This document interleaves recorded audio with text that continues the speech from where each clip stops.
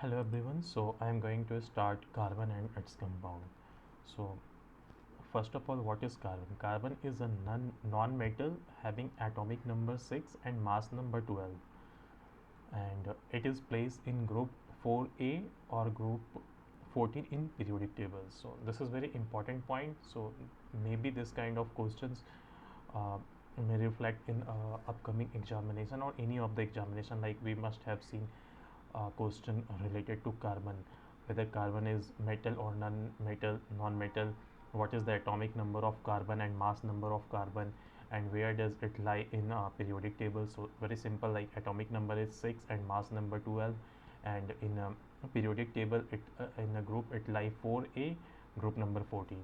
So next is allotropy, the substance which have same chemical property but different physical property are called allotropies, and this property is called allotropy. It's very simple, like chemical property will be same but physically, physical property is different.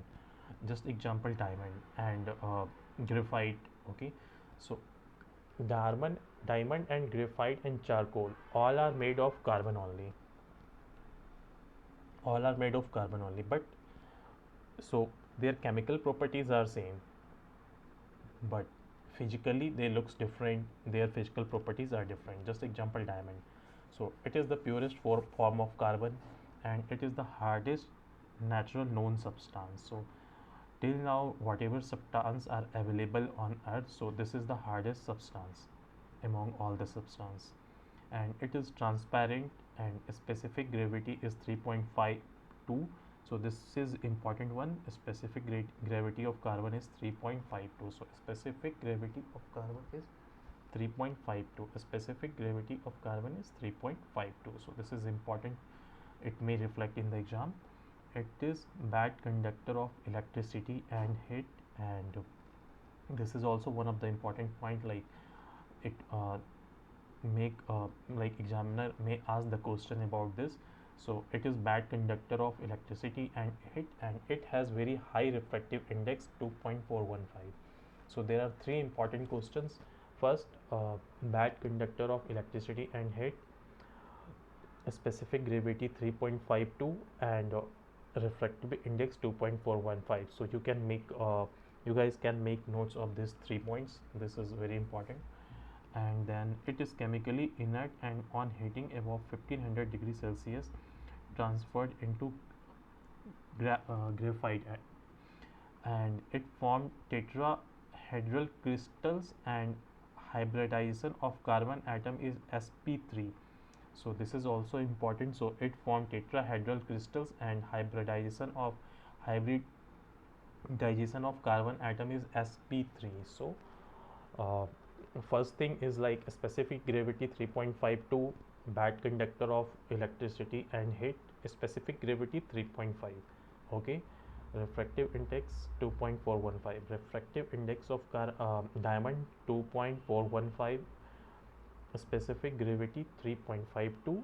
And then when we hit diamond above 1500 degrees Celsius, it will transfer into graphite, and this is also one of the important question. And then it has high melting and point and density point, this is like understood. And the other important thing is like it's a hybridization of carbon atom is sp3, and it's a tetrahedral crystal. So sp3, so s1p3 314, so tetrahedral. Now black diamond called carbonado contain traces of graphite. Now next is graphite. So this is also one of the important topic in chemistry. It is soft, greasy, dark grayish colored crystalline solid. It is good conductor of heat and electricity. So and you must have, if you go with the old question, then you must have seen a question is like which non-metal is good conductor of heat and electricity. Then answer is graphite. Graphite is a non-metal but still good conductor of heat and electricity. Apart from the graphite, there is a no non-metal exists which is good conductor of heat and electricity, and its specific gravity is 2.3. So here we can see the difference. Diamond specific gravity for diamond is 3.52 and specific gravity for graphite is 2.3, and its hybridization of carbon in graphite is sp2.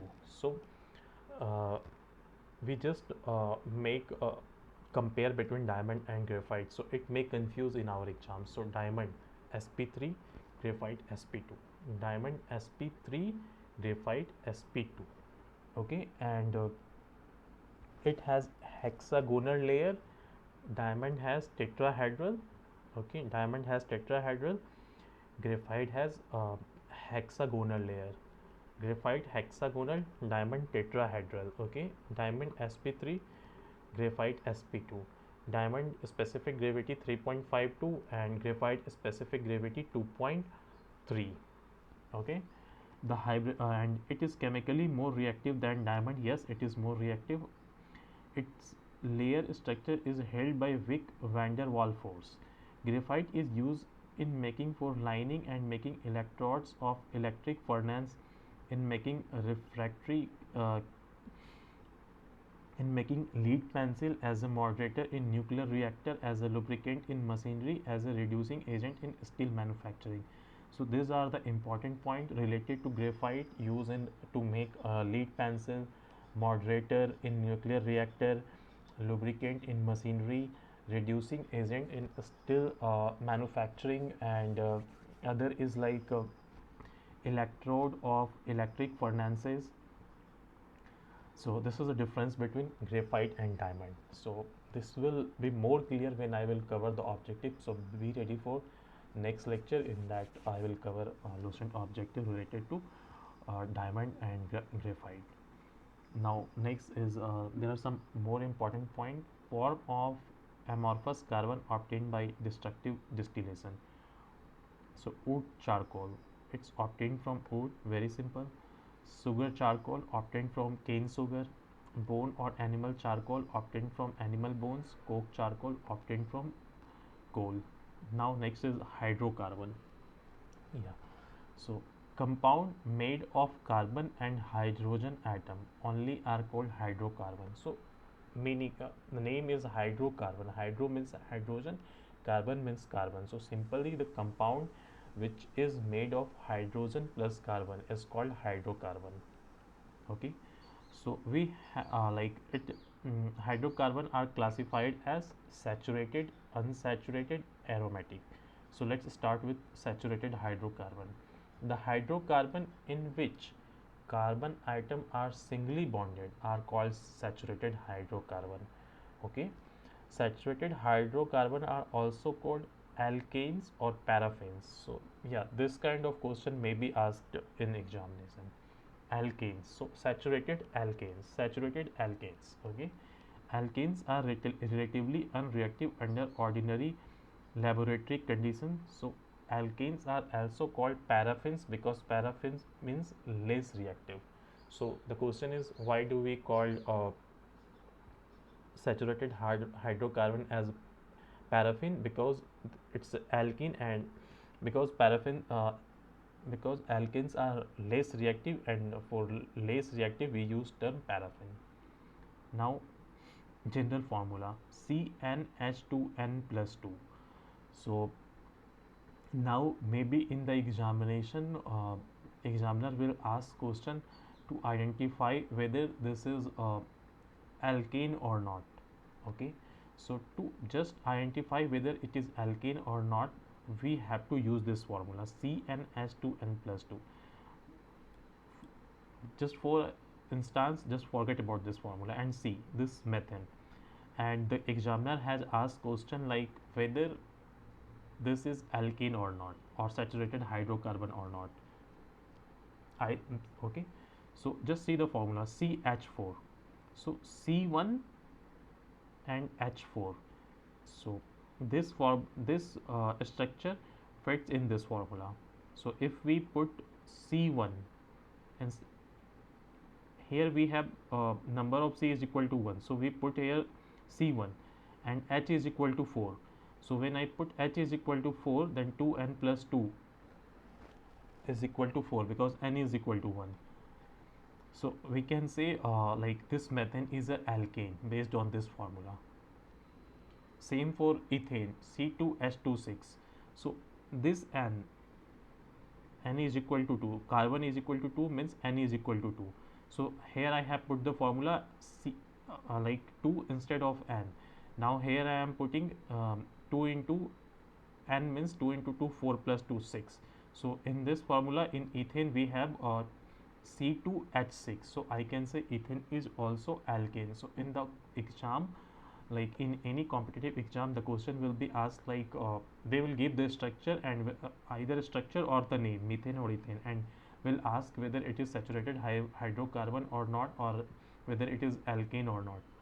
Okay, so simply we have to apply the formula, or maybe they can ask directly question the formula of alkane or saturated hydrocarbon. So we have to keep remember CnH2n plus 2, CnH2n plus 2, CnH2n plus 2. Okay, this formula is for saturated hydrocarbon or alkane or paraffin. Okay, next is unsaturated hydrocarbons. So the hydrocarbon in which carbon atoms are either doubly or triply bonded are called unsaturated hydrocarbons. So either double or triple. Okay, and the formula, and and we call it as alkene. So first alkane, when where we have single bond. Alkene, we have either double bond or triple bond, anything. That is called alkene, and the formula is CnH2n only. Earlier it was 2n plus 2, now it is CnH2n, and same we will get the structure.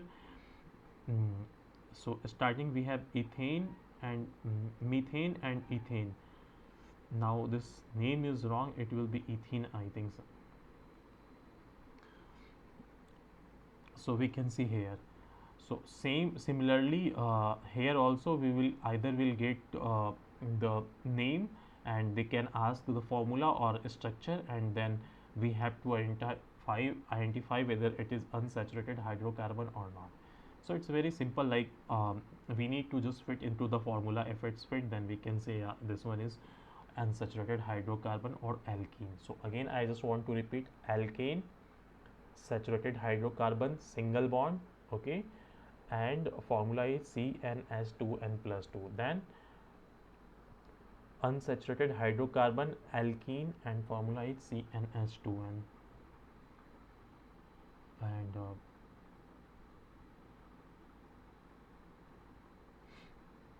And in this only like an unsaturated hydrocarbon, when we have a doubly bonded, then we are calling it as alkene. But here only if we have a triple bond, then we will call it alkyne, and the formula will be CnH2n minus 2. It's a very simple. So unsaturated hydrocarbon have two things. Okay, first is double bond, and then triple bond. Double bond alkene, triple bond alkyne, double bond CnH2n, triple bond CnH2n minus 2, and that we call alkyne. And the last is aromatic hydrocarbon. So these are homocyclic compound which contain at least one benzene ring, in which carbon atom are linked to one another by alternate single and double bond. Okay, so benzene, aromatic hydrocarbon, why it is important for exam. So here is the question, like they can ask question like in which type of hydrocarbon benzene ring is there. So we can say simple aromatic hydrocarbon. So in the aromatic hydrocarbon, which aromatic hydrocarbon must contain at least one benzene ring, at least one. Okay, in which carbon atom are linked to one another by alternate single and double bond. Okay, so this is all about a hydrocarbon, and I am not going into detail, and I should not go into detail also, because this is only for competitive examination. And in the competitive examination, I think none of the competitive exam where we are asked to write anything details in any details or any description about science, they just ask only objective question. I think this is more than enough, like this much information. And in the next lecture I will start from isomerism. Thank you.